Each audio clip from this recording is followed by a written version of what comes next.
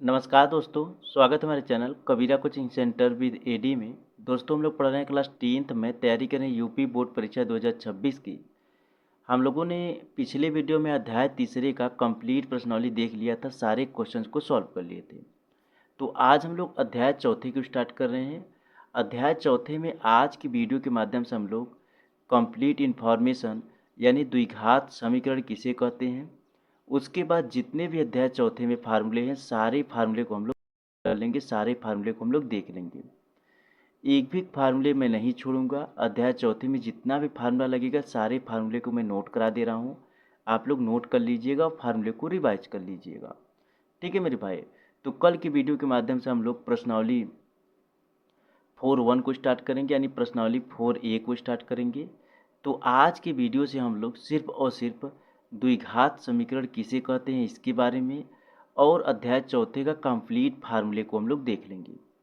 उसके बाद कल से हम लोग अध्याय जो चौथा है उसका प्रश्नावली 4A को स्टार्ट कर देंगे।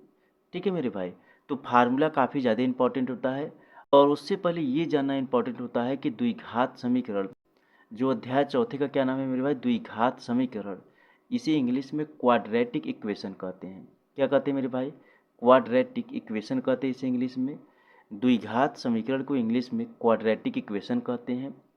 उसके बाद ये हम लोग को जानना जरूरी है कि द्विघात समीकरण किसे कहते हैं। सबसे पहले द्विघात समीकरण किसे कहा जाता है इसके बारे में हम लोग जानेंगे। उसके बाद इससे रिलेटेड जितने भी अध्याय चौथे में फार्मूले हैं सारे फार्मूले को हम लोग नोट करेंगे, सारे फार्मूले को नोट कर लेंगे। तो आने वाले जितने भी अध्याय चौथे में प्रश्नावली हैं सारे प्रश्नावली को हम लोग अच्छी तरीके से सॉल्व कर लेंगे। जैसा कि मैं अध्याय पहला, दूसरा और तीसरा तीनों अध्याय में मैं इसी तरीके से किया हूँ। सबसे पहले अध्याय के बारे में कुछ इन्फॉर्मेशन देता हूँ, उसके बाद जो अध्याय का कंप्लीट फार्मूला होता है उसके नोट कराता हूँ। ठीक है मेरे भाई। तो चलिए हम लोग अध्याय चौथे चौथे का जो द्विघात समीकरण उसके बारे में कुछ जानते हैं कि द्विघात समीकरण किसे कहा जाता है। उसके बाद कंप्लीट फार्मूले को हम लोग देखेंगे। ठीक है मेरे भाई। तो द्विघात समीकरण इसे इंग्लिश में क्वाड्रेटिक इक्वेशन कहते हैं। तो आइए हम लोग जानते हैं द्विघात समीकरण किसे कहते हैं। द्विघात समीकरण वह समीकरण होता है जिसमें चर की उच्चतम घात 2 होती है।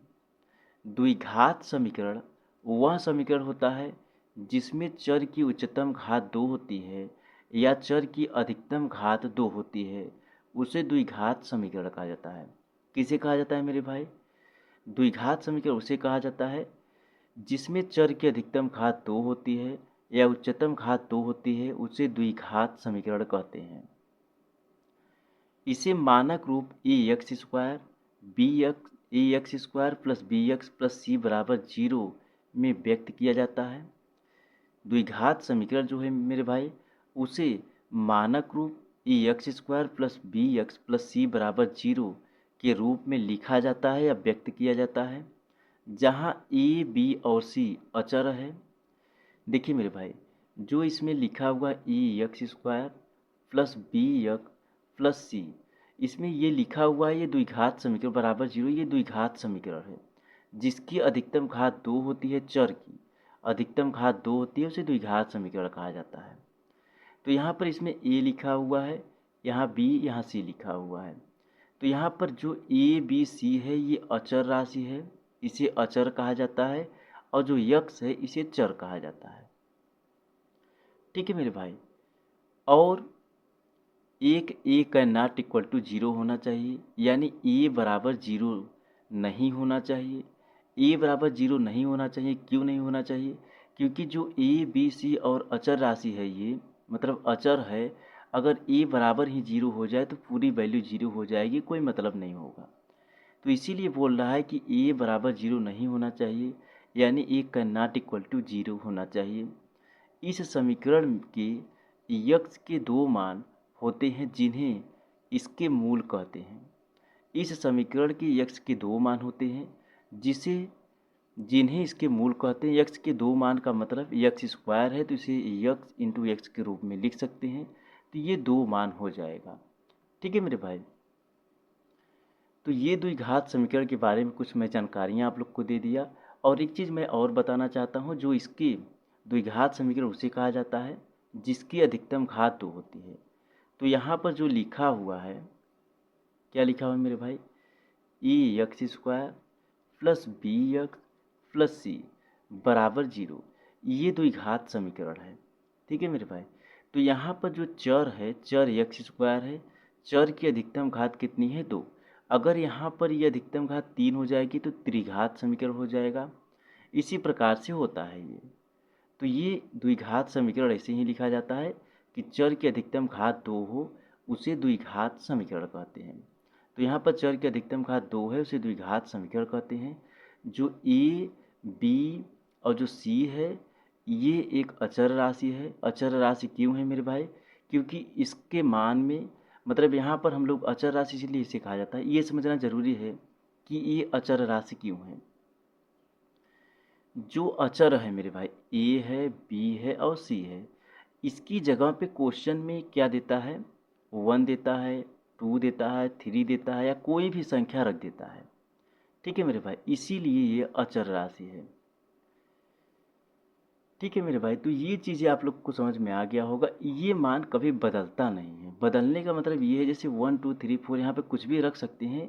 कहने का मतलब ये है, यहाँ पर ये बदलेगा इसलिए नहीं क्योंकि यहाँ पर जो है ये ऐसे ही रहेगा।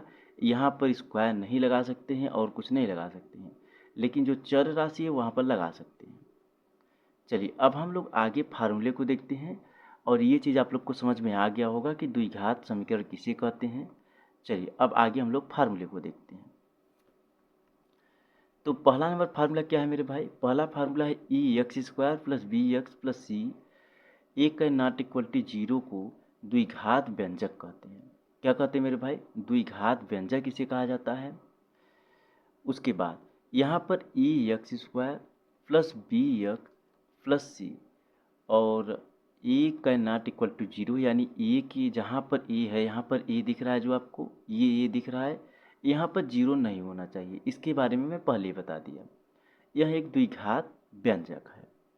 चलिए अगला फार्मूला क्या है मेरे भाई? दूसरा number, a x square plus b x plus c बराबर 0, ए का नॉट इक्वल टू 0 को द्विघात समीकरण कहते हैं। ठीक है मेरे भाई, ये द्विघात समीकरण हो गया।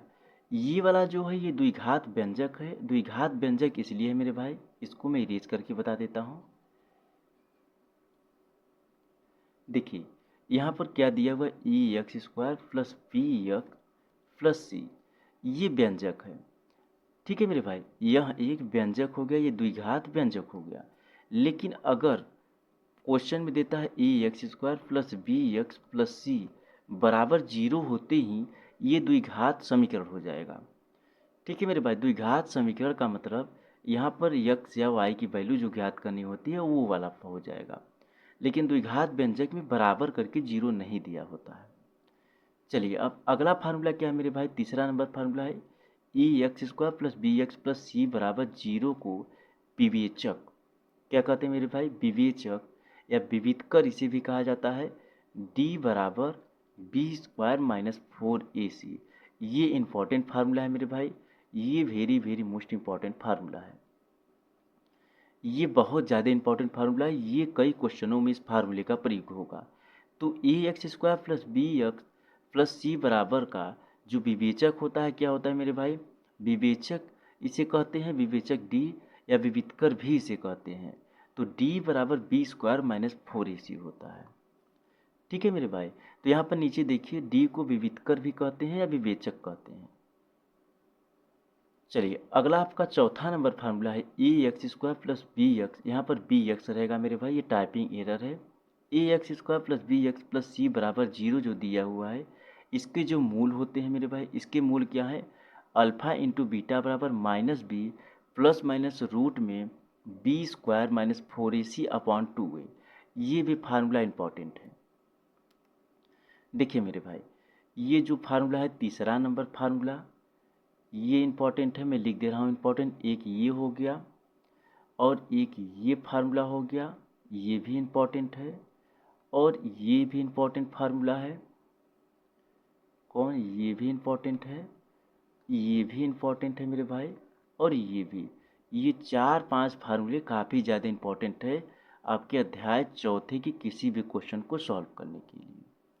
तो चौथा number a x square plus b x plus c बराबर 0 के जो मूल हैं, मूल अल्फा इंटू बीटा बराबर क्या होता है मेरे भाई, minus B plus minus root में b square minus 4ac upon में 2a होता है। ठीक है मेरे भाई, ये जो है द्विघात जो समीकरण है उसके मूल को ज्ञात करने के लिए फार्मूले का प्रयोग किया जाता है। द्विघात समीकरण के मूल को ज्ञात करने के लिए मूल यानी अल्फा इंटू बीटा बराबर minus B plus minus B square minus 4ac upon 2a ये रूट में हो जाएगा। तो ये इम्पॉर्टेंट फार्मूला है। ठीक है मेरे भाई, एक बार फिर से बता देता हूँ। A x square plus b x plus c बराबर 0 जो है चौथा नंबर, उसके मूल का फार्मूला क्या होता है, अल्फा इंटू बीटा बराबर minus B plus minus root में b square minus 4ac upon 2a। चलिए अब आगे हम लोग पाँचवें नंबर फार्मूले को देखते हैं। पाँचवा नंबर फार्मूला क्या है मेरे भाई, मूलों का योग। मूलों का ये योग यानी मूलों का जोड़। मूल किसे कहते हैं, अल्फा और बीटा को मूल कहते हैं। अल्फा और बीटा को क्या कहते हैं मेरे भाई, मूल कहते हैं। तो मूलों का जो दिया था, मूलों के जो क्या दिया था मेरे भाई, जो द्विघात समीकरण दिया था उसके मूल की बात किया था चौथे नंबर में। और पाँचवें नंबर में है मूलों का योग यानी मूलों का जोड़। अब मूल क्या मानते हैं, अल्फा और बीटा को मूल मानते हैं हम लोग। तो अल्फा प्लस बीटा मूलों का योग की बात किया है तो अल्फा प्लस बीटा बराबर माइनस बी बाई ए होता है। क्या होता है मेरे भाई, मूलों का योग का फार्मूला क्या होता है, अल्फा प्लस बीटा बराबर माइनस बी बाई ए। मूलों का योग का फार्मूला क्या होता है मेरे भाई, अल्फा प्लस बीटा बराबर माइनस बी बाई ए। चलिए अब क्वेश्चन 6 नंबर को देखते हैं हम लोग। 6 नंबर फार्मूला क्या है मेरे भाई, मूलों का गुणनफल। मूल कौन कौन से होते हैं मेरे, अल्फा और बीटा होते हैं। मूल कौन कौन से होते हैं, अल्फा और बीटा। तो मूलों का गुणनफल की बात किया है तो अल्फा इंटू बीटा बराबर सी बाई ए होता है। क्या होता है मेरे भाई, अल्फा इंटू बीटा बराबर सी बाई ए। गुणनफल यानी गुणा। अब मूल किसे मानते हैं, अल्फा और बीटा को। तो मूलों का गुणनफल अल्फा इंटू बीटा बराबर क्या दिया हुआ है मेरे भाई, सी बाई ए।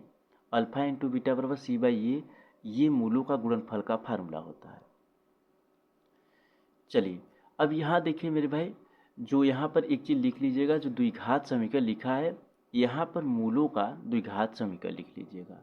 मूलों का द्विघात समीकरण यहाँ पर लिख लीजिएगा आप लोग, मूलों का द्विघात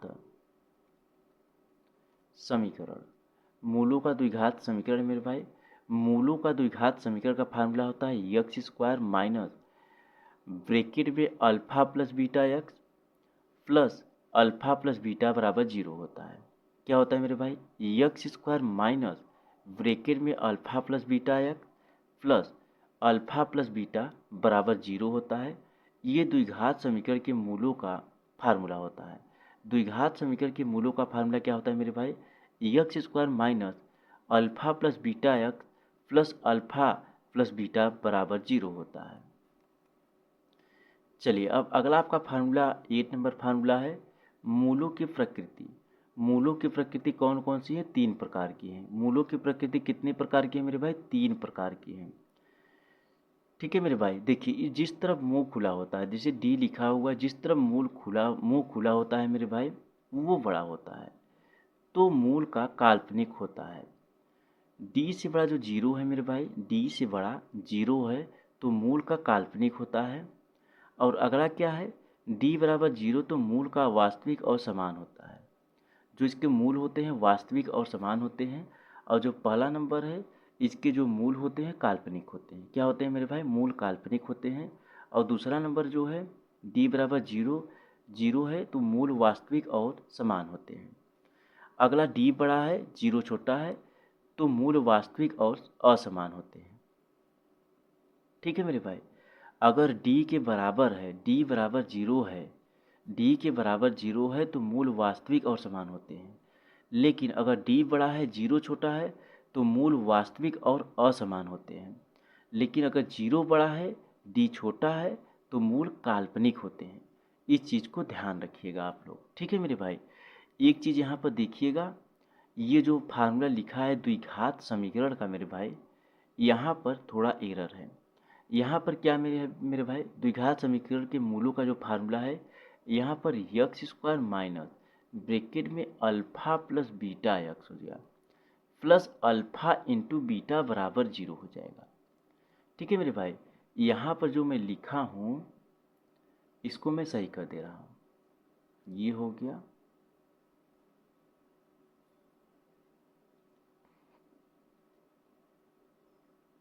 चलिए, यहाँ पर जो लिखा हुआ जो गलत है मेरे भाई, मैं साइड में जो लिख दिया हूँ इसको मैं इरेज कर देता हूँ। मैं आप लोग को जो चीज़ बताया हूँ इसको सही कर लीजिएगा।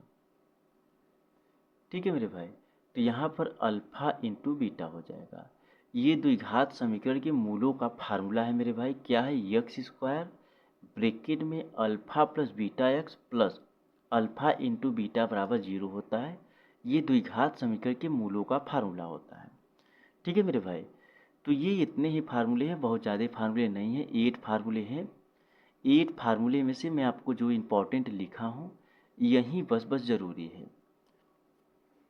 तो इम्पॉर्टेंट कौन कौन से हैं मेरे भाई, ये तीसरा नंबर हो गया 1, चौथा 2 हो गया आपका, और पाँचवा 3 हो गया, छठा 4 हो गया, और सातवां 8 हो गया, और सातवां 5 हो गया, सॉरी सातवां 5 हो गया। तो ये 5 ही फार्मूले हैं जो कि काफ़ी ज़्यादा इंपॉर्टेंट हैं, और बाकी सब चीज़ों की जानकारियाँ मैं दे दिया हूँ। मिलता हूँ फिर से एक नए वीडियो में। इन फार्मूले को नोट कर लीजिएगा और रिवाइज कर लीजिएगा, और आप लोग जो एग्जाम्पल दिए हुए हैं तो कोशिश कीजिएगा एग्जाम्पल को भी लगाने की। धन्यवाद।